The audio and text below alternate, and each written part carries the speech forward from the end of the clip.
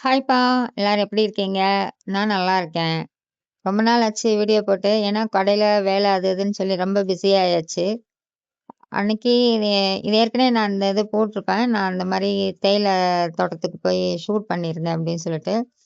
அ அதையும் கொஞ்சம் ஆட் பண்ணிட்டேன். ஏன்னா எனக்கு வீடியோ எடுக்கிறதுக்கு டைமே சுத்தமா இல்லங்க. பட் இது நல்ல ஒரு ஸ்டார்ட்டிங்கா இருக்கும் அப்படின்னு சொல்லிட்டு தான் இந்த கிளிப்ப நான் ஆட் பண்ணியிருக்கேன். ஆக்சுவலி நாங்க இது வந்து சாட்டர்டே எடுத்தது. சண்டே நைட்டு நாங்க ஒரு 8 மணிக்கு பஸ் ஏறி வீட்டுக்கு போயாச்சுங்க. போனோனே அன்னைக்கு எங்க சிஸ்டருக்கு வந்து வெட்டிங் டே.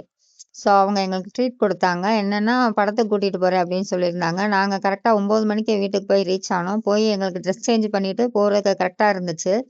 அடிபிடின்ற மாரி தான் போனோம். தியேட்டருக்கே மூஞ்சி கூட கழுவலங்க சொல்லப்போனா. ஏன்னா செகண்ட் ஷோன்றதுனால எப்படி இருந்தாலும் என்ன அப்படின்ற மாதிரி ஆயிப்போச்சு.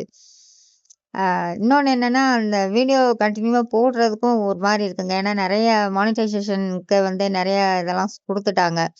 ப்ராப்ளம் இருக்கா? அதனால நம்ம அதெல்லாம் ரீச் பண்ண முடியுமா அப்படின்னு தெரியல. ஸோ அதுவுமே டல் ஆயிருச்சு கொஞ்சம்.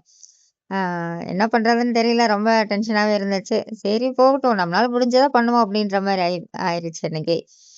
அதனால தான் வீடியோவும் என்னால கரெக்ட்டா போடவும் முடியல. ஓகே மக்களே. அன்னைக்கு என் தங்கச்சிக்கு வெட்டிங் டே.